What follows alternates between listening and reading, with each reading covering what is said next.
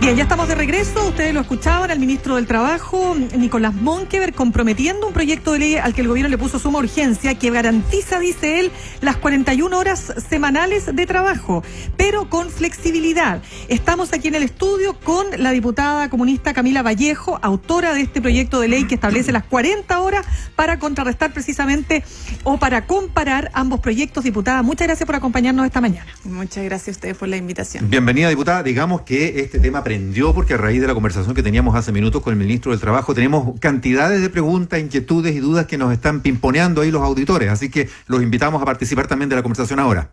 Diputada Vallejo, ¿qué le parece que el ministro ahora esté anunciando esta indicación que precisa que el gobierno sale a competir con su proyecto con un tope de 41 horas pero con flexibilidad? Es decir, se puede trabajar alguna semana más de las 41 semanales, pero a la siguiente se podrá trabajar menos de las 41 semanales, de manera que sumen 180 en promedio al mes, pero como tope. Es decir, ya nadie trabajaría en Chile más de 41 horas semanales promedio. No es un tope, es un promedio. Claro, distinto. Claro, pero es un tope promedio. Sí, no. No ya 45, digamos, ya nos olvidaríamos de las 45. Quiero señalar dos cosas. Lo primero es que esto no es un anuncio, no es una indicación o un elemento nuevo de la propuesta de gobierno, porque lo vienen señalando hace semanas. De hecho, yo ya tuve un debate por Twitter con el ministro que él decía que su propuesta garantizaba 41 horas promedio de trabajo. Claro. A propósito de lo que dijo Cecilia Pérez, la ministra. Uh-huh. Porque yo le respondí, a mí no me cuadraba cuando ella decía que se iba a trabajar 41 horas a la semana y 180 horas al mes. Obviamente, si uno divide 180 por 4 semanas, no te da las 41. Entonces, él dice que su propuesta no es que garantice 41 horas tope, sino que es un promedio. Y esto lo vienen señalando entonces desde antes, de hace semanas. Por lo tanto, a mí me sorprende mucho que hagan una conferencia de prensa para anunciar una nueva propuesta cuando eso ya estaba contemplado en la propuesta de gobierno. Entonces es raro que necesiten por una indicación algo que supuestamente ya estaba garantizado en la reforma. Eso es lo primero que quisiera señalar. Lo segundo es que, como te decía anteriormente, no es un tope, es un promedio. O sea, no es que los trabajadores van a tener garantizado, bajo la lógica del gobierno, la propuesta del gobierno, que máximo 41 horas a la semana. No, porque es un promedio. Por lo tanto, pueden haber días que tú trabajes semanas más de 45 horas en la semana para poder compensar, ¿cierto?, después con una baja. Con los topes de 10 horas diarias que él decía que se mantendrían igual y fuera los domingos, porque eso se paga aparte como horas extra, nos decía. Es mentira, porque hay que leer la propuesta de gobierno. Ellos plantean que están las 45 horas semanales como límite de jornada ordinaria, porque eso no lo han modificado. Ellos hablan de un promedio, pero el límite hablan de está el Código del Trabajo en 45. Proponen, eso es lo que él nos decía que cambiaría, que sería que no podría haber más de un tope de 41 promedio, y como es promedio, una semana tú puedes trabajar hasta 10 horas diarias. Después, pero la semana siguiente trabajas menos. O trabajas 7, o trabajas 6. Ya, pero mira, insisto, no es así, porque tú cuando estableces un promedio no puedes garantizar un tope. No, que es un tope promedio. O sea, tú puedes trabajar más de 41 horas a la semana. No es un tope, es un promedio, insisto. Claro, promedio, claro, pero un promedio. Vas a tener trabajadores con más de 41 horas a la semana y además en jornadas apretadas del 4x3, y además no considera el tiempo de colación y el tiempo de preparación como parte de la jornada. Pongamos un caso muy específico. Una jornada donde tú tienes una hora de colación y una hora de preparación. Con 10 horas legales, esas 10 horas son de jornada trabajada. Por lo tanto, tú tienes que sumarle la hora de colación y la hora de preparación, son 12 horas. ¿Ya? No sé si me explico, pero son 12 horas en el puesto de trabajo, en el lugar del trabajo, y sumémosle, dependiendo de la comuna donde tú vivas, los tiempos de traslado. Entonces, la propuesta de gobierno, al no garantizar la hora de colación como parte de la jornada, el tiempo de preparación como parte de la jornada, al no garantizar un tope en la semana de 41, sino que pueden ser más, lo que hace es aumentar la carga laboral en el lugar de trabajo para los trabajadores y trabajadoras. Ya, no lo entendimos así, ¿eh? A ver, y sobre el tema colación y hora de preparación, ¿cómo abordan ustedes? Porque ¿aborda el proyecto efectivamente de ustedes, porque eso mismo está también en las 45 actuales, ¿no? Claro, nuestro proyecto establece que el tiempo de colación se considera parte de la jornada. Entonces, hoy día no se considera parte de la jornada. Algunos sí y otros no, porque la definición de jornada laboral es interpretable en el Código del Trabajo. Por un lado dice que se entiende el tiempo en que tú estás bajo la dependencia del empleador como parte de la jornada, por lo tanto el tiempo de colación se entiende así. Y por otro lado dice, se considera jornada lo que es efectivamente trabajado. Entonces, bajo esa interpretación, algunos empleadores sacan el tiempo de colación de la jornada. Entonces, por eso tenemos algunos empleadores o algunos trabajadores que sí tienen considerado parte la colación como parte de la jornada y otros no. Ahora, respecto a lo que hace el proyecto nuestro, explicita que de la definición de jornada se considera el tiempo de colación como parte de la jornada, al eliminar la palabra efectivamente, pero además resguarda el tiempo de preparación que ya en el Código del Trabajo es parte de la jornada. Lo que hace la propuesta de gobierno es sacarla. Perdona, ¿qué entendemos por tiempo de preparación? Para que se entienda bien. Cuando el faenas, por ejemplo, tú llegas, te cambias, pones el overol, te pones el casco, todo eso se considera como parte de la jornada. ¿Y en algunas faenas no se considera? No, yo entiendo que siempre se considera, sí. Si no por me ejemplo, equivoco, en la pero minería hay un tiempo de desplazamiento también. Este proyecto. La propuesta de gobierno saca eso, porque según ellos no es parte de la jornada laboral. Y sí es parte de la jornada laboral. Diputada, para poder seguir avanzando, porque esta discusión tiene varios matices, tiene varios puntos acá. Estamos conversando con la diputada comunista Camila Vallejo. Lo que dice el ministro Monker y lo que ha dicho el gobierno es que el Partido Comunista primero establece un vínculo o una ecuación directa entre flexibilidad igual precariedad y que ustedes no están de acuerdo o no están por el teletrabajo porque justamente forma parte de lo que ustedes consideran precariedad laboral. Mira, lo que pasa es que aquí se confunde flexibilidad con precariedad. Nosotros creemos que la propuesta de gobierno es precarización, no flexibilización. Porque si a mí me preguntan si un trabajador pudiera realmente disponer de su límite legal de horas y distribuirlo como mejor le acomode para su estilo de vida, bienvenido sea si existiera esa libertad real, ¿cierto? Obviamente. Hoy día esa realidad es muy difícil que se cumpla bajo esta desigualdad que existe entre el empleador y el empleado, más aún cuando no hay negociación colectiva. Porque cuando hay negociación colectiva, los sindicatos han hecho esto de flexibilizar su jornada y distribuirla de tal modo que les convenga a todos ellos. Y bienvenido sea esa flexibilidad mediante negociación colectiva, mediante una cancha un poco más igual entre empleador y trabajadores. Pero lo que se establece aquí es eliminar el rol de lo colectivo. Es la negociación uno a uno. Y en esa negociación uno a uno es mucho más difícil, sino casi imposible, que el trabajador logre imponer, ¿cierto?, su distribución de jornada laboral y no sea el empleador que le diga, ¿sabes qué? Bonita tu propuesta, bien por ti, pero a mí no me conviene, a mi empresa no le conviene, por lo tanto que pase el siguiente.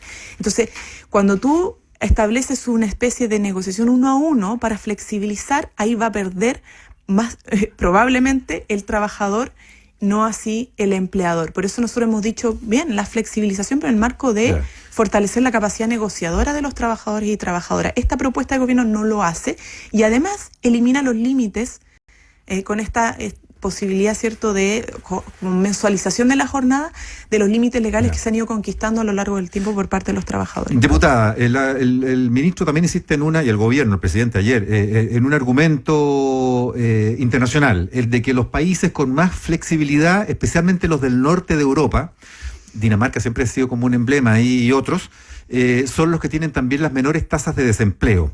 En cambio, países que tienen menos horas, y ahí tienen además pocas horas trabajadas, o sea, muchas menos que nosotros, y otros países que también tienen pocas horas trabajadas, y algunos de ellos las que menos horas trabajadas tienen, estar en el sur de Europa, países mediterráneos, España, Grecia, y son los que tienen el más alto desempleo. ¿Qué responde usted a ese argumento?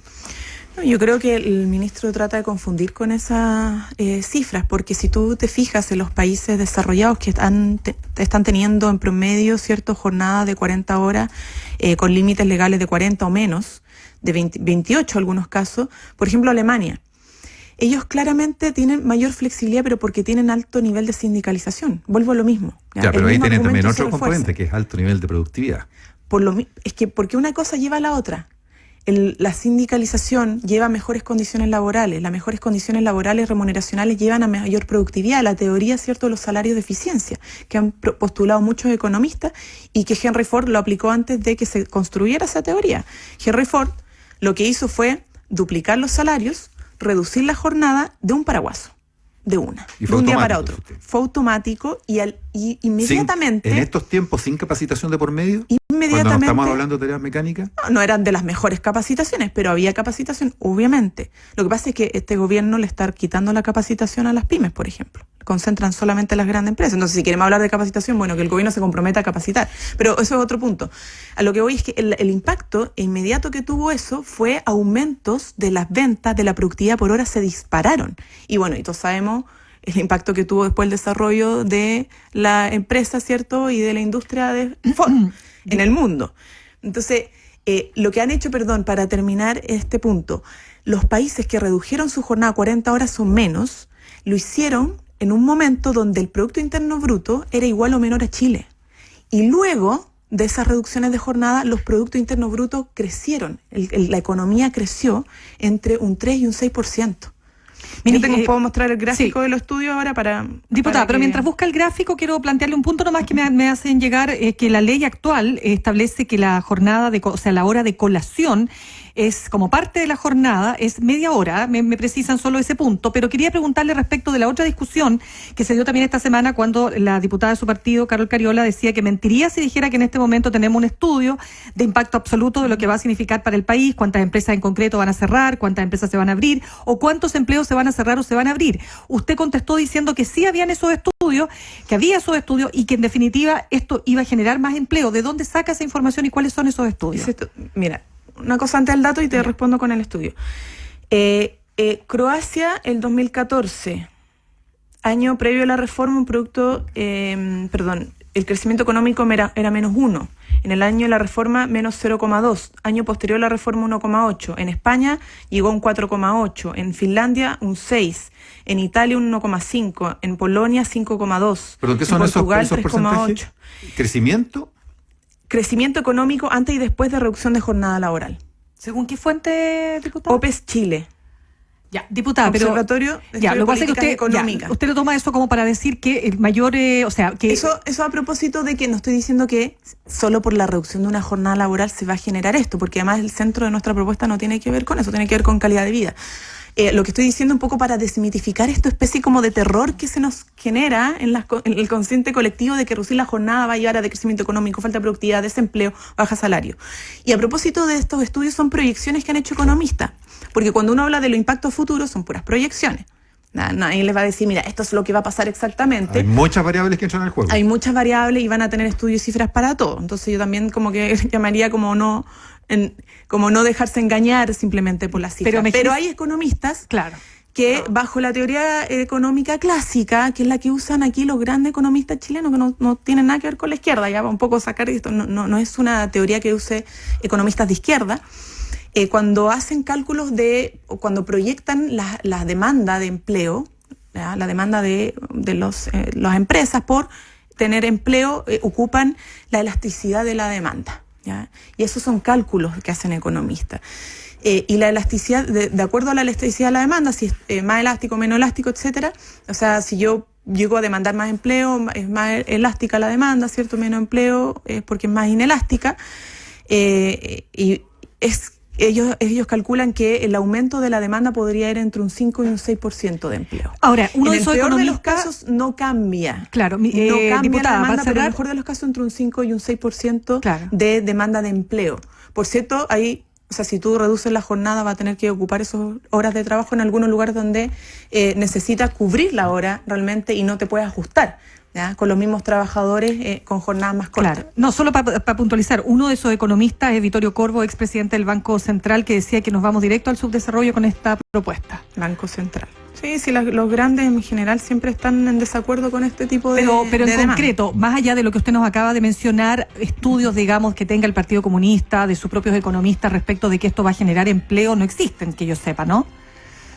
Acá en Chile estoy hablando, proyecciones en Chile hechas así es que nosotros justamente recurrimos a estudios que no sean solamente de nuestro sector político para que entiendan que estos son estudios objetivos, porque el Ministerio del Trabajo te va a sacar probablemente también estudios que hablen de los impactos negativos de una reducción de jornada. Entonces la idea es buscar estudios un poco más objetivos, lo que establece la OIT, lo que señalan algunos economistas, lo que establece la teoría, los postulados de Keynes, lo que han hecho otros grandes capitalistas en el mundo. O sea, no, gente no relacionada con la izquierda, pero que sin embargo uno dice revisa que... un abanico de economistas, inclusive de la nueva mayoría, exministros, economistas como Andrea Repeto, que plantean que en el proyecto del gobierno hay más protección al empleo que en el de ustedes.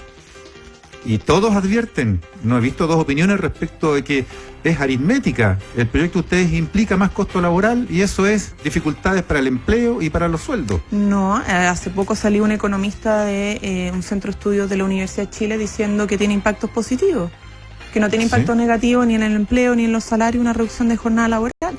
Entonces, yo insisto, yo creo que aquí, pero centremos en una cuestión que es fundamental y yo les pediría, porque cuando discutimos, por ejemplo, el proteger los glaciares, que hubiera una ley de protección de glaciares, la gran minería dijo que iban a haber cierres de mineras, iba a haber desempleo, ¿ya?